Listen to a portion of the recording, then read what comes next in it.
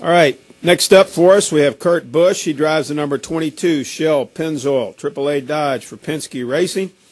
He comes into Talladega 5th in points.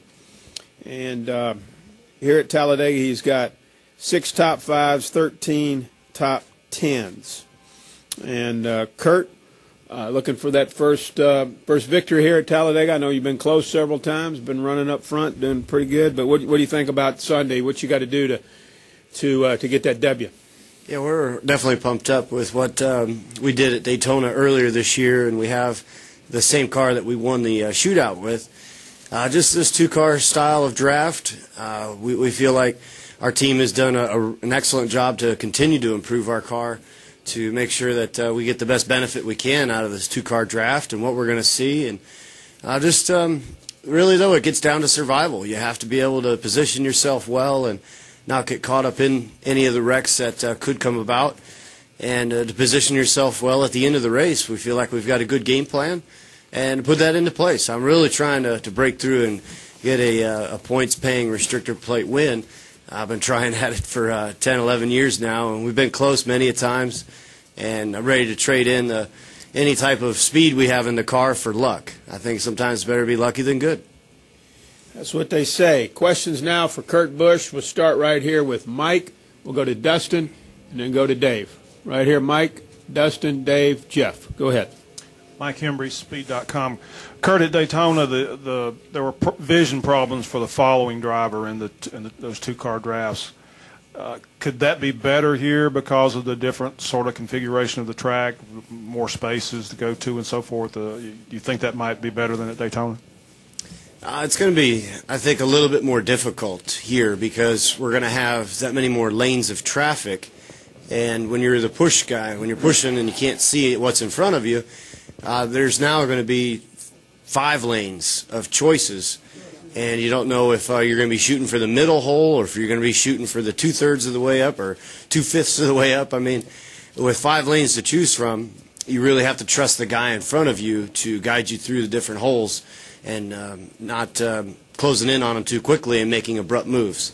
So really the responsibility, I think, goes up here because there's more options for things to go wrong. Let's go to Dustin. Dustin Long, Landmark Newspapers. Kurt, after Daytona, you had said that you were against we're against drivers communicating on the radio with each other, saying leave it to the crew chiefs and the spotters. Now that you're here, has your opinion at all changed since then? Are you going to change anything you've done, or you feel like what you said back then you still stand behind? Yeah, I feel like we had a pretty good speed weeks with the plan we had in place, and I've got a great spotter, Chris Osborne, up on top of the tower, and he gives me the set of eyes that I need to see everything around me, and the way that my crew chief communicates to others on pit road on when we need to pit or who we're going to team up with. Steve Addington does a great job there as well. So we're going to stick with our game plan. I don't know what others are going to do. Should we be on others' radios? It's everybody's opinion. For us, we're going to stick with our game plan. I think you spoke back then. You kind of worried about, hey, the guy you're on that channel with is on your channel wrecks, and then keys your channel, then all of a sudden that channel's gone. That was I think one of your concerns is that somebody could mess up your radio channel, and mess up part of your race. Yeah, I feel like the teams that we should be communicating with are right there in Penske Racing, and that's who we need to communicate with. And then you have opportunities to team up with others off of one yellow, and you're lined up next to somebody else. You never know who it's going to be. And so we just want to keep our game plan the same, and that's to use commitments that you have made already and just to not try to get too wrapped up into driving other people's cars from their radio. Let's go back in the back, Dave, and then we'll come up here to Jeff. Go ahead, Dave.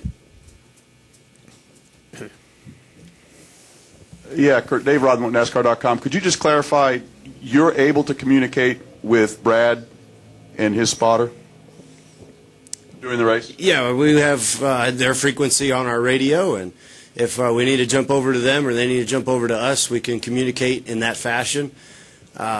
The way that we like to do it, though, is to communicate without saying a word, just to make it happen. It's how you feel things out on the racetrack. It's how we do it every other race, and that is to make sure that both Penske cars get the best finish we can And you do that with working together and respecting each other out on the racetrack. Let's go up here to Jeff. Raise your hand, Jeff. Kurt, can you talk about the mental challenge of dealing with all of that, the radios, where you are on the track? It seems like here it's not a physical game, but it's got to be mentally taxing, I would think. It is. It's a challenge to know, who's got the speed and who you want to team up with. When you're the lead car or the pushing car, there's different responsibilities that come up. And then there's the green flag pit stops where you don't want to slide any of the tires because you're most likely just putting fuel in the car. It's just a different race. Yeah, there's not much of the physical demand here, and the game is how well you can draft and how well you've partnered up with your friends out on the track. And at the same time, you're always running cautious, trying to make sure that you stay out of a wreck that pops up. Other questions? Who's got one? Anybody else? All right, Kurt. Well, listen, good luck this weekend. Great. Thank you guys so much. And see you later. There you go.